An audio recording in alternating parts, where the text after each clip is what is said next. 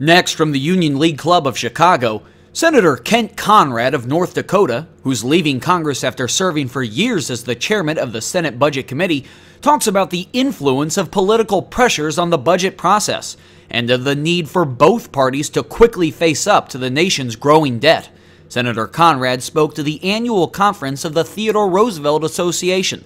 We'll first hear Senator Conrad honored for his work in the 1990s that secured the Medal of Honor for President Theodore Roosevelt. This runs about 30 minutes. I had been appointed as a board member of the Theodore Roosevelt Medora Foundation, which is the foundation in western North Dakota that is kind of the friends of the Theodore Roosevelt Park and has built the gateway town. It was extraordinary operation. Done amazing things for North Dakota and western North Dakota and for the American people. And I had never been to North Dakota before, and I didn't know any of these people. I've since discovered they're wonderful people, but at that time I didn't really know anything about it. And there is, on the top of one of the bluffs there, if you will, an amphitheater in this little tiny town of Medora, North Dakota. Many of you have been there. The town has 104 people in it. The county, which is the size of Rhode Island, has 1,000 people in it, which makes it a population density less than that considered by the Census Bureau in 1880 of the line where beyond which, if there was fewer white people than that, was the frontier. So, but the visionary man that built this, Harold Schaefer, built an outdoor amphitheater, extraordinary modern amphitheater in this county of 1,000 people with 2,200 seats in it. And everybody thought he was crazy, and they do fill it. And it's amazing what they do there. Well, in any case, I had been elected as the kind of the Roosevelt seat on the board, and I didn't know anybody. And on the top of the bluff, right near the amphitheater, just before the amphitheater, they have something called a pitchfork fondue. And what it is it's a way to cook steaks for a large number of people that could come to have dinner there. And what they do is they take manure forks with 3 prongs. One's hoping that they are new manure forks. And they put 3 steaks on each of the 3 prongs, and they have these enormous tubs of boiling oil. And they throw the steaks into the boiling oil, which cooks them in 16 seconds. And then they take them out and serve. It sounds god-awful, and I heard about this before, and I thought, oh my God, well, it turns out it's excellent. In any case, I'm standing around there, and I don't know anybody. And all the people there know each other, and so all the people are chatting and talking and everything, and I'm kind of standing there and wondering what to do. I don't see anybody around, and then I spot this guy standing over there, and nobody seems to be talking to him either. So I figured, well, we're the 2 outsiders, so why don't I, go up and befriend him? So I go up and we start talking. And eventually we get our pitchfork fondue and sit down, and halfway through dinner, conversationally, I say, well, what do you do? And he said, well, I'm the United States Senator from North Dakota. And my first reaction is, this guy's some nut. I mean, he's clearly not. I mean, how can one imagine that the senator would sit there and nobody would talk to him? And, there he was. Well, eventually I figured all this out. What would happen? North Dakota is a red state. Kent is blue. And particularly the reddest of the reddest red part of the state is Medora. And here was the enemy.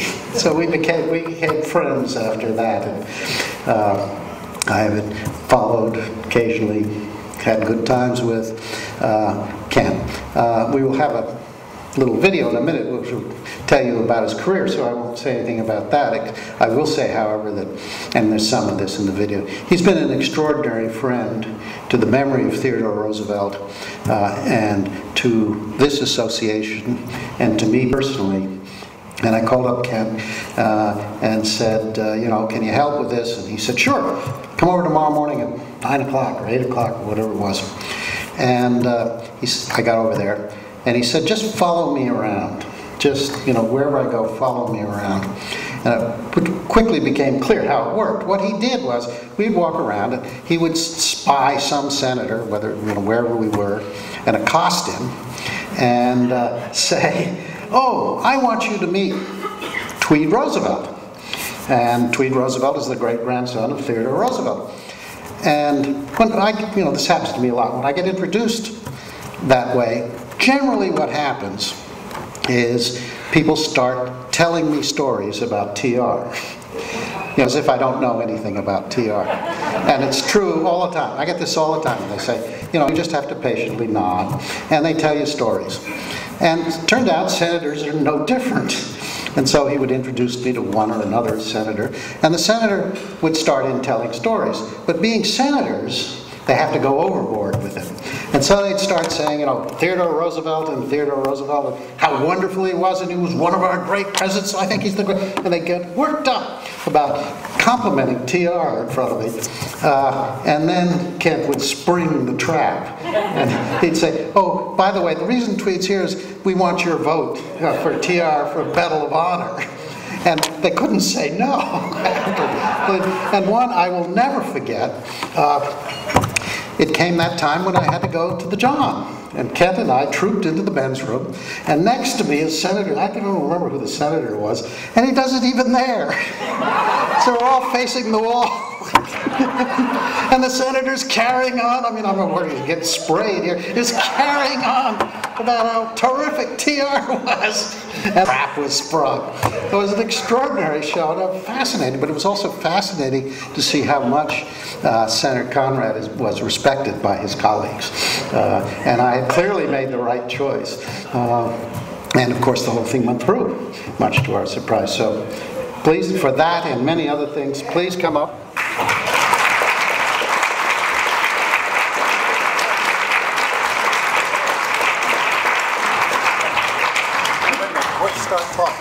Before you start talking, Senator, here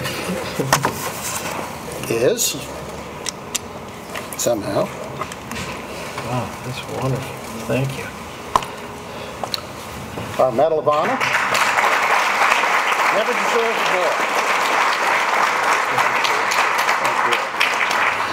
And now, there's no way to keep him away from the podium, so. Well, Tweed, it's always dangerous to be introduced in this business. You never quite know what's going to happen.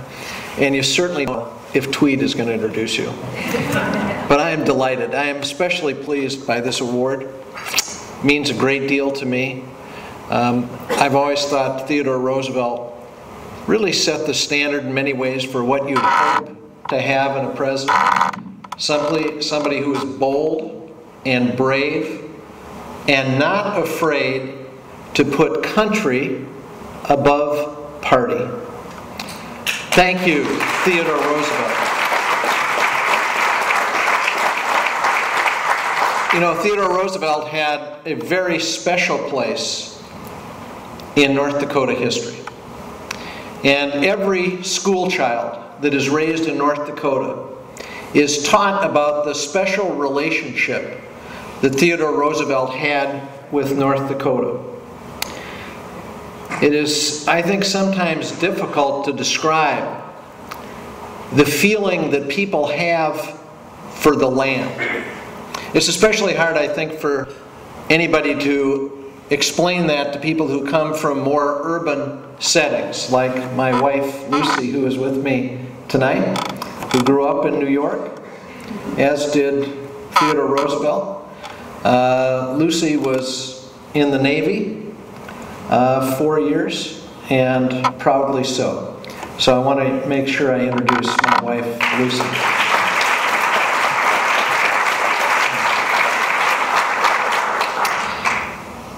So even though people sometimes have a hard time understanding this feeling for the land, Theodore Roosevelt somehow grasped it intuitively and saw that there was something extraordinary in these wide open spaces.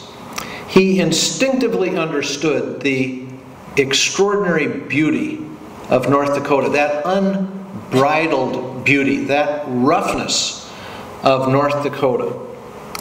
He later wrote in his diary, "Here the romance of my life began." And I think all of you know that he attributed many of the strengths that he developed to his experience in North Dakota. His belief in our responsibility to conserve our natural resources is enshrined in the Theodore Roosevelt National Park in North Dakota. It is really one of the great jewels of our national park system. And of course, Roosevelt was famous for engaging in vigorous outdoor pursuits. Here you see him in his buckskins and his rifle.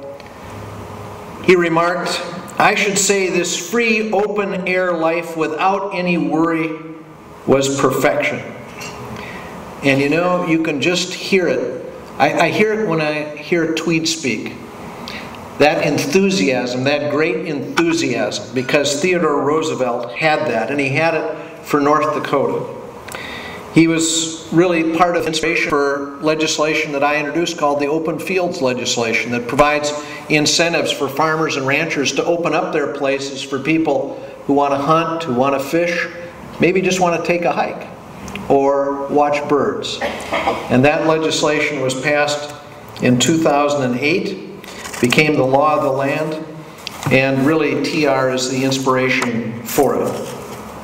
And like you, I was so pleased that earlier this month, the Elkhorn Ranch earned its designation on the National Register of Historic Places. That is an important step forward. Now, we got a ways to go, but that is an important step, a very important step. The piece that Roosevelt found in the spot along the Little Missouri should be preserved for future generations. And not just the immediate site, but that viewshed should be maintained so that people can see what Theodore Roosevelt saw. And they can walk where he walked. And they can be inspired by what inspired him. And that is a challenge for this association and for this country going forward, to make certain that that inspirational spot is preserved. In 2001, as Tweed talked about in his introduction, I was proud to help ensure that Theodore Roosevelt received the Congressional Medal of Honor, recognizing his extraordinary bravery during the Spanish-American War. It speaks to his nature that he is the only person in history to win both our nation's highest military honor and the Nobel Peace Prize. What a remarkable accomplishment for a single individual. What Tweed didn't say, not only did we have to get it through the Senate, but we had to get it signed by the President of the United States. And on the final public appearance of President Clinton, I asked to be there. And as he walked into the room, I handed him a letter, personal letter, asking for his support of the legislation to award Theodore Roosevelt the Medal of Honor. Tweed, I don't know if you remember, but I remember so well our being in the Oval Office with President Clinton when the award was being made, the actual presentation. It was Tweed, President Clinton, myself. I don't remember if others were there. I think, as I recall, the three of us were at his library, and he had a number of books on Theodore Roosevelt. And the thing that is so striking about Bill Clinton is he has a memory like an elephant. He may be the party of the donkey, but he has a memory like an elephant. And he would take down the books on TR that were in his own personal library, and with Tweed standing there, would talk about what the essential message was of these different books. And I remember, Tweed, how impressed you were that he knew so much about Theodore Roosevelt. Well, Bill Clinton did support the Medal of Honor for Theodore Roosevelt, but I tell you, it was not an easy sell. I mean, it took a real serious sales pitch to convince him of the merit. And we did have a strong historic record. And no better spokesman for the Theodore Roosevelt legacy than our own TWEED Roosevelt. So let's thank TWEED for all of the energy and all of the leadership that he's provided to this memory. Now, you've gathered here 100 years since Roosevelt broke from his party to lead the Progressive Party. He was willing to put his country before his party. He felt so strongly about the enduring values that he had triumphed in his presidency that he was willing to leave his political party. That is no easy thing to do. You think of all the relationships that one has. I can tell you, we need more people who are willing to do that today. To stand up and say, yes, I'm a proud Democrat, but you know, there are things that are more important than the Democratic Party. And we need people on the Republican Party who stand up and say, yes, I'm a proud Republican, but there are things that are more important than the Republican Party. And the things that are more important are to actually solve the problems that are confronting this country.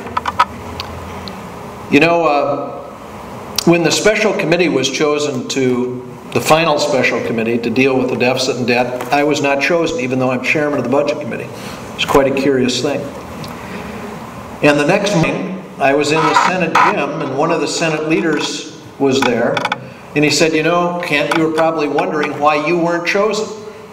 I said, well, I thought it was a little curious. I was on the Bowles-Simpson Commission. I was part of the group of 6. I've been chairman of the budget committee.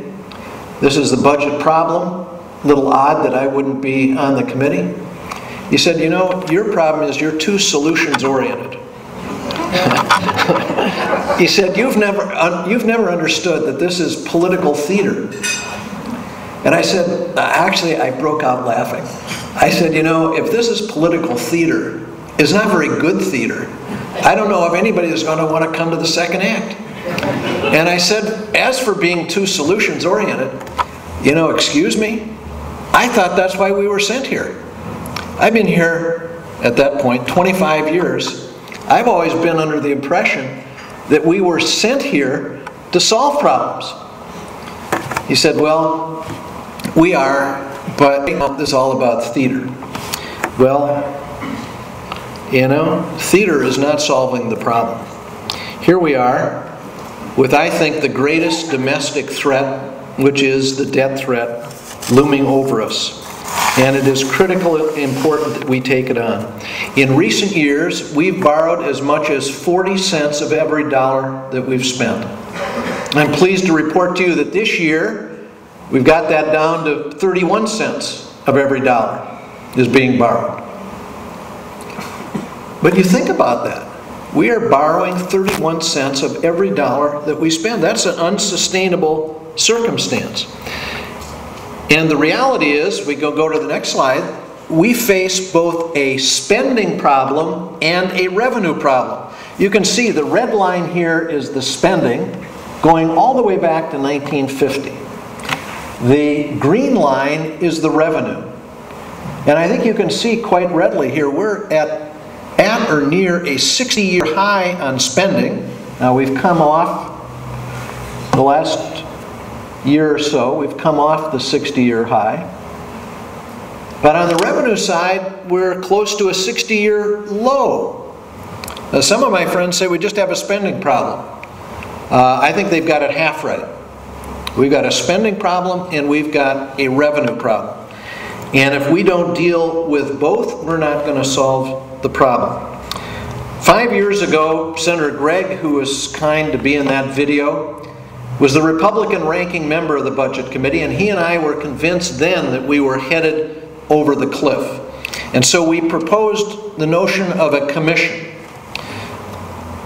That didn't pass at the time we proposed it, but it led to the Bowles-Simpson Commission, and both Senator Gregg and I were named to that commission.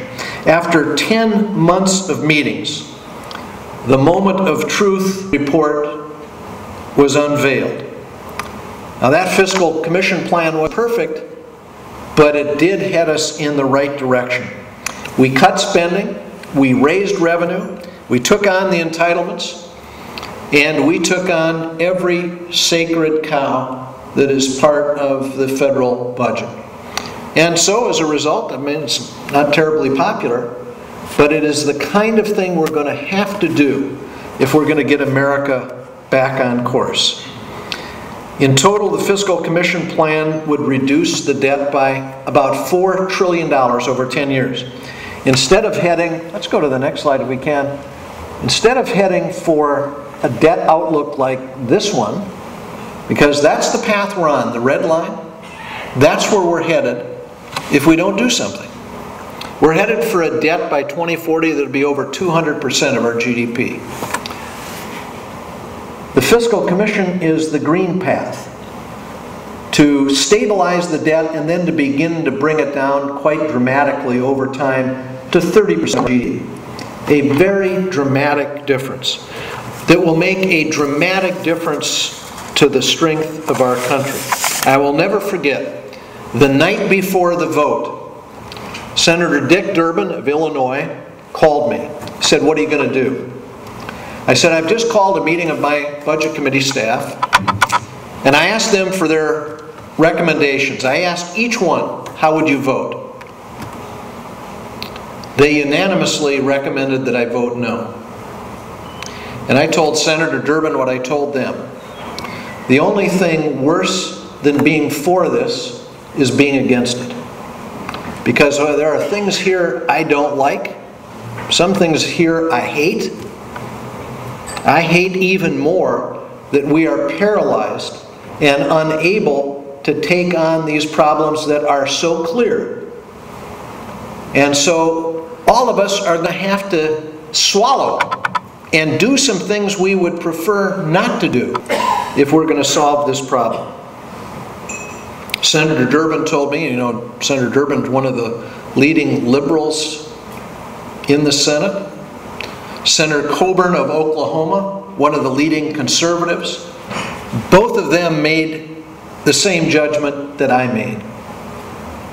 That while there were things in this report that were really hard to swallow, we had to do it to advance the country's interest.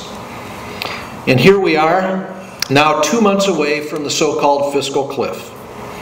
These are a series of events slated to strike right at the end of this year. Economists warn us if we let all of these things play out, it will put the country back into recession, and perhaps even worse.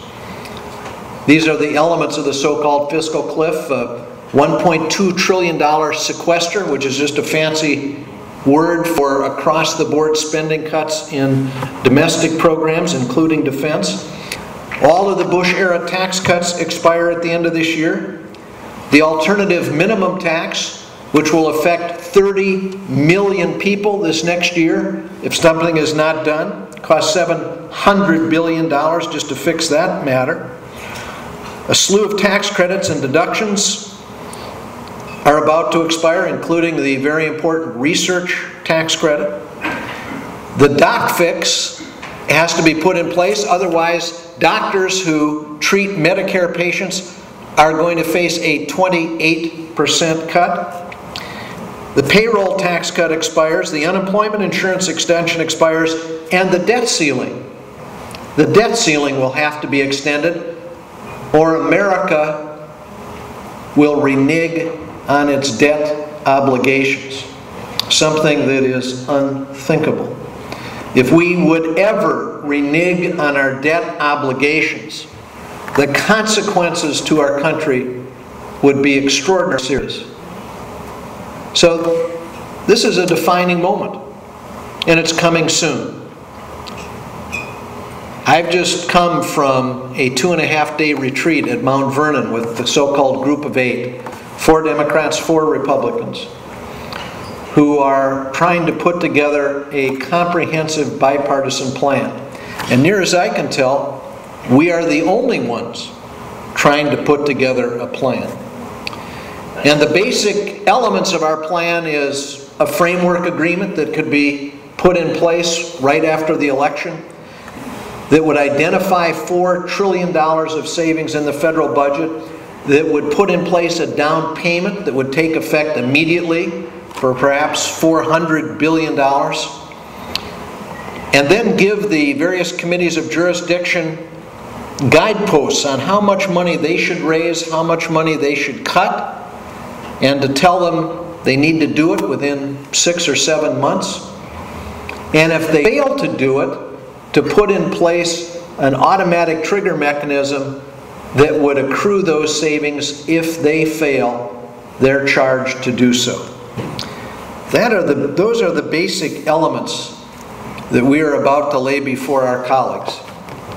I hope very much that our colleagues have the spirit of Theodore Roosevelt.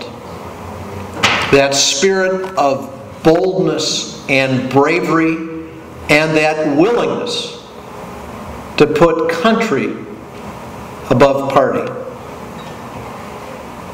Let's hope. I know that Theodore Roosevelt is looking down.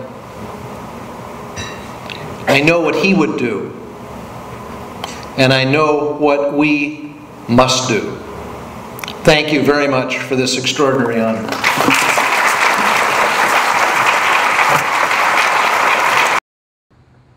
You're watching the Illinois Channel, an independent nonprofit corporation formed to provide gavel-to-gavel coverage of Illinois state government and other public affairs events taking place across Illinois.